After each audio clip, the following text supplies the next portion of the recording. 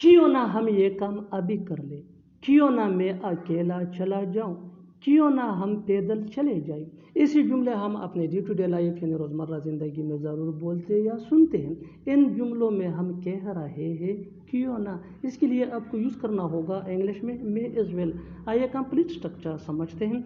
Subject plus मे as well plus V1 यानी first form of verb plus other words. अच्छी तरह समझने के लिए कुछ मिसालें देखते हैं। क्यों ना हम ये काम अभी कर ले, we may as well do this work now, we may as well do this work now. क्यों ना मैं अकेला चला जाऊं, क्यों ना मैं अकेला चला जाऊं। I may as well go alone, I may as well go alone. क्यों ना हम पैदल चले जाइए, we may as well go on foot, we may as well go on foot. बिल्कुल हम स्ट्रक्चर को स्टेप बाय स्टेप फॉलो कर रहे हैं। आप भी स्ट्रक्चर की मदद से सीख सकते हैं, बना सकते हैं। इससे बहुत से जुमले अंग्रेजी जुबान में आसानी से that can be really helpful for you.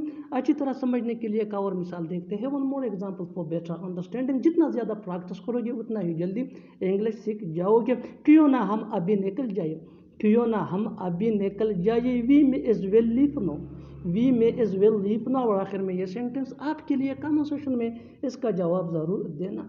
क्यों ना हम आराम, खाना पक गया है, कमरे साफ हो चुके हैं, बस निकल चुकी है। ऐसे जुमले हम अपने डे टू डे लाइफ यानी रोज़मर्रा ज़िंदगी में ज़रूर बोलते या सुनते हैं। इन जुमलों के लिए इंग्लिश का ये स्ट्रक्चर यूज़ होता है। सब्जेक्ट के बाद हैव बीन या हैज़ बीन। हैव बीन ये प्लूरल सब्जेक्ट यानी आई वी दे या प्लूरल नाउन के साथ यूज़ होता है। हैज़ बीन ये सिंगुलर सब्जेक्ट यानी ही शी इट या सिंगुलर नाउन के साथ यूज़ होता है। इसके बाद V3 यानी थर्ड फॉर्म ऑफ वर्ब। ये पैसिव वॉइस वाले फिक्रात है। इसमें सब्जेक्ट का मेंशन होना ज़रूरी नहीं होता है, इसमें सारा फोकस एक्शन पे होता है। अच्छी तरह समझने के लिए कुछ मिसालें देखते हैं। खाना पक गया है यानी खाना पक गया है, किसने पकाया है, सब्जेक्ट का मेंशन होना ज़रूरी नहीं है, सारा फोकस एक्शन पे है। The food has been cooked, the food has been cooked. कमरे साफ हो चुके हैं, किसने साफ किए हैं, इसको मेंशन करना ज़रूरी नहीं है यानी सब्जेक्ट को शो करना ज़रूरी नहीं है, सारा फोकस एक्शन पे है। The rooms have been cleaned, the rooms have been cleaned. Bus निकल चुकी है। द बस हैज़ बीन, कपड़े धल गए हैं, कपड़े धल गए हैं। Clothes have been washed, clothes have been washed. और आखिर में ये सेंटेंस आपके लिए कमेंट सेक्शन में इसका जवाब ज़रूर देना। मरीज को टिक कर दिया गया है, लिख कर देता हूँ, पूछ कर बताता हूँ, देख कर आता हूँ, सुन कर बताता हूँ। ऐसे जुमलों के लिए इंग्लिश का ये स्ट्रक्चर यूज होता है। आई विल प्लस V1 यानी first form of verb plus and plus V1 यानी first form of verb plus other words. आगे डिटेल से समझाता हूँ मिसालों से। Here are some example for better understanding. लिख कर देता हूँ, I will write and give you, I will write and give you. पूछ कर बताता हूँ, I will ask and tell you, I will ask and tell you. देख कर आता हूँ, I will come and see, I will come and see. सुनकर बताता हूँ, I will listen and tell you. मुझे बता कर जाना, खाना खा कर जाना, मुझ से मिल कर जाना। इन जुमलों में हम कह रहे हैं जाना यानी कि कोई काम करके जाना। जाना ये हर सेंटेंस में बार बार रिपीट हो रहा है। इसके लिए आपको यूज करना होगा इंग्लिश में go after.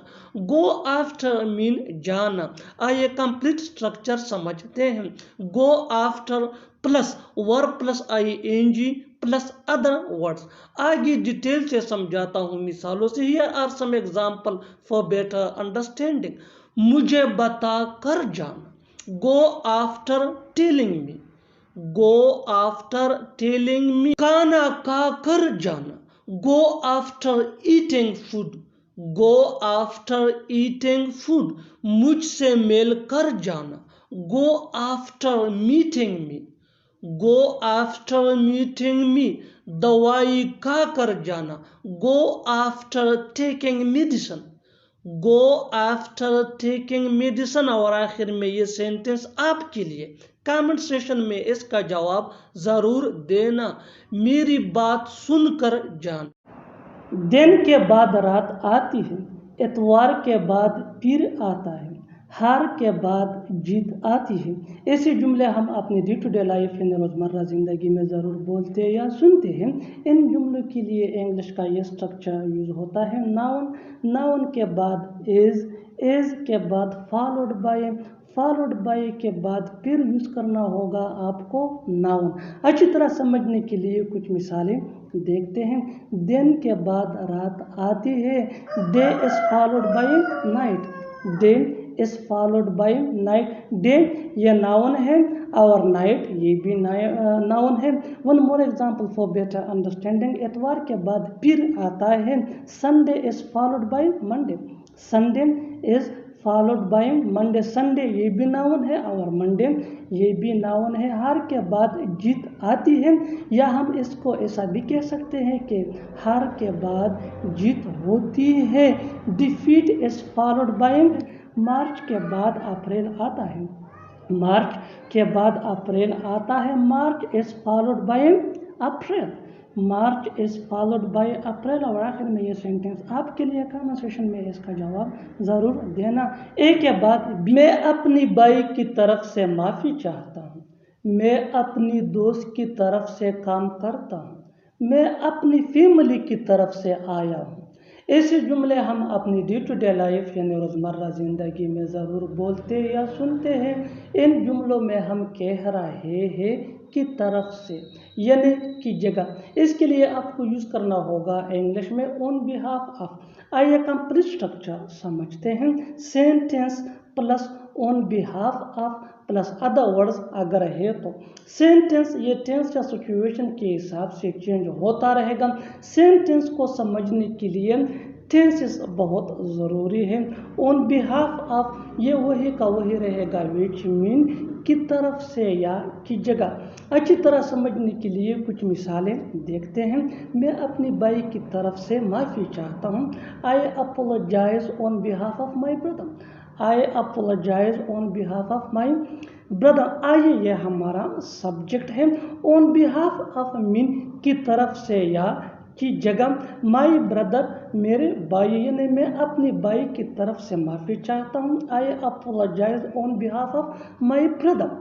Next example for better understanding, मैं अपनी दोस्त की तरफ से काम करता हूँ, I work on behalf of my friend, I work on behalf of my friend यानी मैं अपने दोस्त की जगह काम करता हूँ। ऑन बिहाफ ऑफ मीन की तरफ से या की जगह, मैं अपने दोस्त की तरफ से काम करता हूँ, या हम ऐसा भी कह सकते हैं मैं अपनी दोस्त की जगह काम करता हूँ। I work on behalf of my friend, I work on behalf of my friend. I work ये हमारा सेंटेंस है ऑन बिहाफ ऑफ मीन की तरफ से या की जगह। Next example for better understanding, मैं अपनी फैमिली की तरफ से आया हूँ, मैं अपनी फैमिली की तरफ से आया हूँ। I came on behalf of my family, I came on behalf of my family. बिल्कुल हम स्ट्रक्चर को स्टेप बाय स्टेप फॉलो कर रहे हैं। आप भी इस स्ट्रक्चर की मदद से सीख सकते हैं, बना सकते हैं। इससे बहुत से जुमले अंग्रेजी जुबान में आसानी से that can be really helpful for you, it can take you